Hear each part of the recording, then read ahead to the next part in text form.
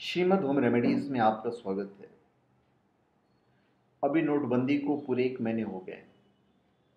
अमूमन सब लोगों ने अपने घर के जितने पैसे हैं, जो बड़े करेंसी हैं, उन लोगों ने बैंक में डाल दिए हैं। प्रधानमंत्री नरेंद्र मोदी जी द्वारा 8 नवंबर 500 और 1000 के नोट, पुराने नोट बैन किए गए थे।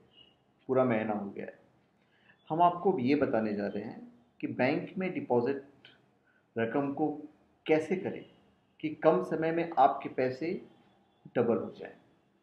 हम वही बात आपको बताने जा रहे हैं, क्योंकि अगर आप ऐसी बैंक में पैसे रख दिए तो जो रेट ऑफ इंटरेस्ट होता है वो काफ़ी कम होता है। तो माना जा रहा है कि जो बिजनेसमैन को छोड़कर अन्य सभी लोगों ने बैंकों में अपने पुराने नोट को जमा करा दिया है। हालांकि नोटबंदी के बाद से पुराने नोट के रूप में ज़्यादा से ज़्यादा कैश बैंकों में जमा कराना लोगों की पहली प्राथमिकता बन गई है। अभी अपनी बचत पर रिटर्न कितना मिलेगा, इस पर कम लोगों का ध्यान है। फिलहाल लोगों के सेविंग अकाउंट में पिछले 4 हफ्तों में काफ़ी कैश डिपॉजिट हुआ है। लिहाजा ऐसे में आप अपनी डिपॉजिट रकम को अलग अलग फाइनेंशियल एसेट में लगाकर अच्छी रिटर्न हासिल कर सकते हैं। अभी सेविंग अकाउंट में तो ज़्यादा रिटर्न मिलता नहीं है। सेविंग अकाउंट में डिपॉजिट पर कुछ बैंक 7% तक की दर से इंटरेस्ट देते हैं, तो वहीं कई बैंक इससे भी कम रिटर्न देते हैं। हम आपको यहाँ कुछ ऐसे उपाय बताने जा रहे हैं जिस पर अगर आप गौर करेंगे तो अपनी सेविंग पर इससे कहीं ज़्यादा रिटर्न और वो भी कम समय में पा सकते हैं। तो चलिए हम आपको बताते हैं कि नोट बैन के बाद अपनी बचत पर आप ज़्यादा से ज़्यादा रिटर्न कैसे पा सकते हैं, कैसे आपका पैसा कम समय में डबल हो सकता है। तो पहला तो है पोस्ट ऑफिस।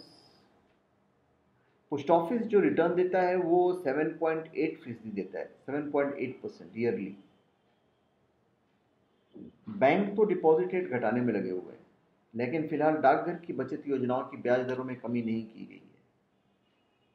इन्वेस्टर्स को बैंक डिपॉजिट पर अभी भी मैक्सिमम 6 से 7% ब्याज मिल रहा है, जबकि पोस्ट ऑफिस की जमा योजनाओं पर 7.8% ब्याज मिल रहा है। फिर दूसरा है बैंक एफडी, जिसका रिटर्न है 6.75% से लेकर 7% तक ईयरली।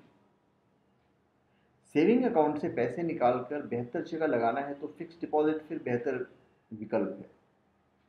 खाता खोलिए, एफडी पर मिलने वाले रिटर्न पर उन्हीं दरों के मुताबिक टैक्स लगता है जिनके दायरे में इन्वेस्टर आता है। अगर आपकी सालाना आमदनी 10 लाख रुपए से ज़्यादा है तो टैक्स कटने के बाद रिटर्न 5% से कम रहेगा। अगर आपके पास नेट बैंकिंग अकाउंट है तो एफडी खोलना बेहद आसान है। ज़्यादातर बैंक समय से पहले एफडी तोड़ने पर जुर्माना नहीं लगाते हैं। तीसरा है सरकारी बॉन्ड्स। इसका जो रिटर्न है वो 8% है, 8% ईयरली। सरकारी बॉन्ड्स में पैसा लगाना आपके लिए बैंक से बेहतर विकल्प हो सकता है। जहां बैंकों में 6 से 7% तक ब्याज मिल रहा है, वहीं सरकारी बॉन्ड्स पर अभी 8% ब्याज दर है। अभी जो चौथा है वो है इनकम फंड्स। इसका रिटर्न 8 से 9% ईयरली है, 8 to 9%। अगर आपको अगले 1 साल तक एक मुश्त कैश की जरूरत नहीं हो तो इनकम फंड में निवेश करना सबसे बेहतर विकल्प होगा। इसके तहत आप शॉर्ट टर्म, मीडियम टर्म या लॉन्ग टर्म बॉन्ड्स निवेश कर सकते हैं, जिस पर आपको 9% तक रिटर्न मिल सकता है। हालांकि एक तय सीमा से पहले अगर आप इन्वेस्टमेंट भुनाने की कोशिश करते हैं तो आपसे 1% तक पेनल्टी ली जा सकती है। यह तय समय 1 साल तक का हो सकता है। इसलिए शॉर्ट टर्म, मीडियम टर्म और लॉन्ग टर्म स्कीम के बारे में पहले पता करना ठीक रहेगा। फिर लास्ट में जो हम आपको बता रहे हैं वो है म्यूचुअल फंड, जिसका रिटर्न भी बहुत अच्छा है, 8 से 9% ईयरली, 8 to 9%। लिक्विड फंड या कैश फंड एक तरह का म्यूचुअल फंड होता है। लिक्विड फंड वह म्यूचुअल फंड है जो मनी मार्केट इंस्ट्रूमेंट्स जैसे ट्रेजरी बिल्स आदि में निवेश करता है।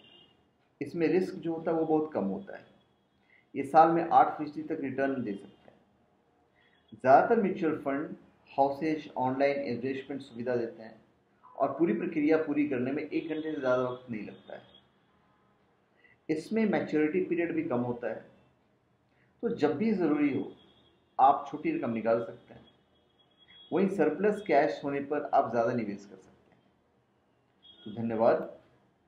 आप हमारे चैनल पर सब्सक्राइब करें और अपने कमेंट दीजिए। धन्यवाद।